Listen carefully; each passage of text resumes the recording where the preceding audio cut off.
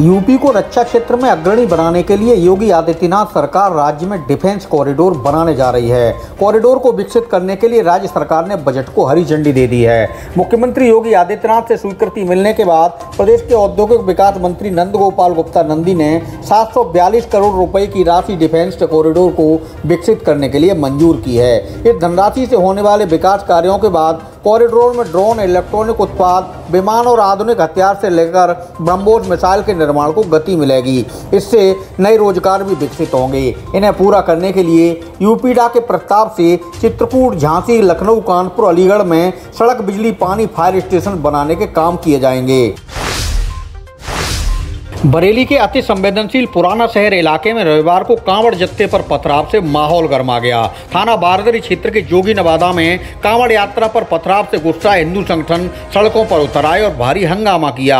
अफसर समझाते रहे मगर प्रदर्शनकारी नहीं माने। बाद में पूर्व केंद्रीय मंत्री एवं सांसद संतोष गंगवार ने भाजपा नेताओं के जरिए कांवड़ियों को समझा बुझाकर शांत किया। इसके बाद कांवड़ जत्था आगे रवाना हुआ। प्रशासन ने सुरक्षा कारणों से पुलिस पीएसी के साथ मौके पर RAF भी मुस्तैद करा दी है। पुलिस टीमें पत्थरबाजों की तलाश में जुटी हैं। मिश्रित आबादी वाला क्षेत्र होने की वजह से पुराना शहर बरेली के अति संवेदनशील इलाकों में शुमार है। प्रशासन ने कांवड़ यात्रा और मुहर्रम को देखते हुए पहले से ही पूरे जिले में सुरक्षा के कड़े इंतजाम कर रखे हैं। इसके बाद भी खुरापाती तत्व जिले का माहौल खराब करने की कोशिशें लगातार कर रहे हैं। रविवार को हुई घटना सुनियोजित तरीके से करने के आरोप भी हिंदू संगठन लगा रहे हैं।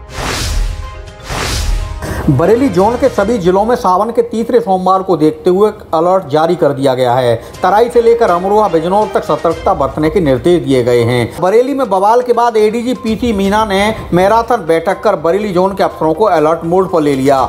बिजनौर दौरे के बीच ही ADG ने बरेली के जोगी नवादा मामले में हालात का अपडेट लिया और किसी भी सूरत से निपटने के लिए मौके पर रैपिड एक्शन फोर्स को तैनात करने के निर्देश दिए। ADG ने कहा कि सोमवार को कांवड़ यात्रा के रूट की निगरानी के लिए एक्स्ट्रा फोर्स अलर्ट मोड पर रहेगा। रैपिड एक्शन फोर्स के साथ PSC के जवान भी तैनात रहेंगे। संवेदनशील और अति संवेदनशील स्थानों पर गश्त बढ़ाने के निर्देश भी ADG ने दिए हैं। बरेली मंडल के साथ जोन के सभी 9 जिलों में ड्रोन कैमरे से पल पल की निगरानी कराई जाएगी।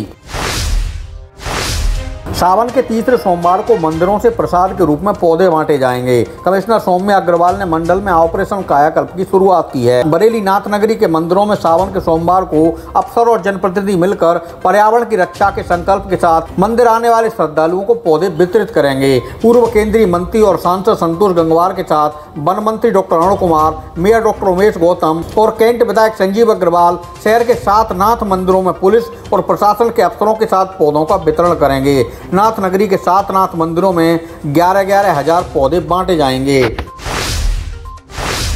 बरेली में एक शख्स की सिरकटी लाश मिलने से सनसनी फैल गई। भोजीपुरा क्षेत्र के मजेगुआ गांव में युवक की गला काटकर निर्मम हत्या कर दी गई। रविवार सुबह टहलने निकले ग्रामीणों ने खेत में शव को देखा तो हड़कंप मच गया। झाड़ियों के बीच युवक का शव पड़ा था। गर्दन काटकर शव को फेंका गया था। पुलिस ने शव को पोस्टमार्टम के लिए भिजवा दिया है। मारे गए शख्स की पहचान गिहार बस्ती के जोगिंद्र के रूप में हुई है। खेत मालिक को हिरासत में लेकर उससे पुलिस पूछताछ कर रही है। घटना के खुलासे को कई टीमें बनाई गई हैं।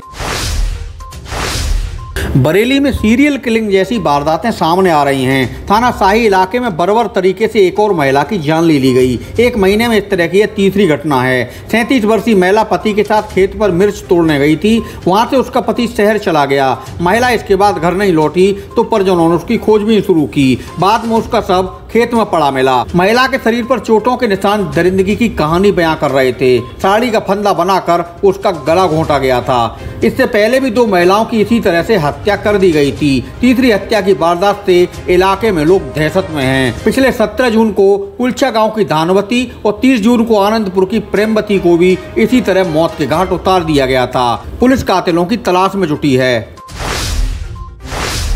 बरेली में जवान बहू के प्यार में अंधे ससुर ने पत्नी को तलाक दे दिया।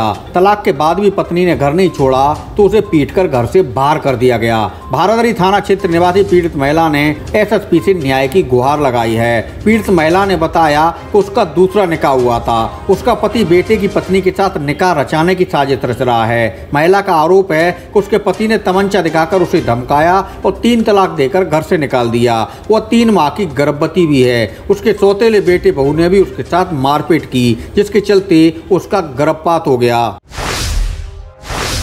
बरेली पुलिस ने तो ऐसे जालसाजों को गिरफ्तार किया है जो खुद को एसटीएफ अधिकारी बताकर लोगों से ठगी करते थे। दोनों जालसाज काली स्कॉर्पियो पर एसटीएफ लिखवाकर घूम रहे थे। खुफिया इनपुट के आधार पर डीएसपी अब्दुल कादिर की सहायता टीम ने गांधी उद्यान के पास घेराबंदी कर दोनों को पकड़ लिया।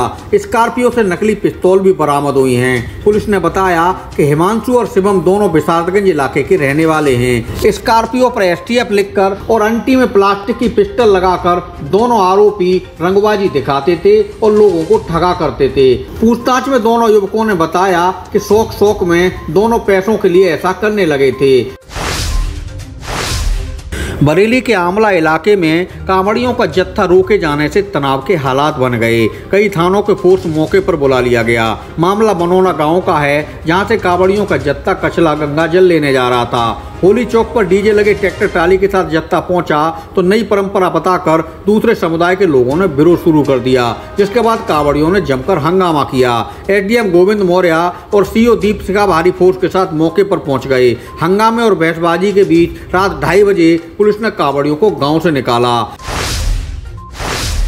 बरेली के होटलों में रुककर ठगी करने वाले एक जोड़े को पुलिस ने सैटेलाइट बस स्टैंड के पास से गिरफ्तार कर लिया। युवक और युवती होटल में रुकते थे और खाना खाकर बिना पैसा दिए ही वहां से निकल जाते थे। होटल मालिक एसोसिएशन के ग्रुप कई दिनों से दोनों लोगों की तस्वीरें वायरल कर उनकी गिरफ्तारी की मांग कर रहे थे। शनिवार रात दोनों को सैटेलाइट बस स्टैंड के पास होटल से पकड़ लिया गया। रात करीब 12 बजे होटल मालिक ने पुलिस को मौके पर बुलाया, जिसके बाद उन्हें हिरासत में ले लिया गया। बताया गया कि यह जोड़ा कई होटलों में जाकर इस तरह से ठगी कर चुका था। कई दिन रुकने और खाने पीने के बाद वह होटलों से गायब हो जाते थे।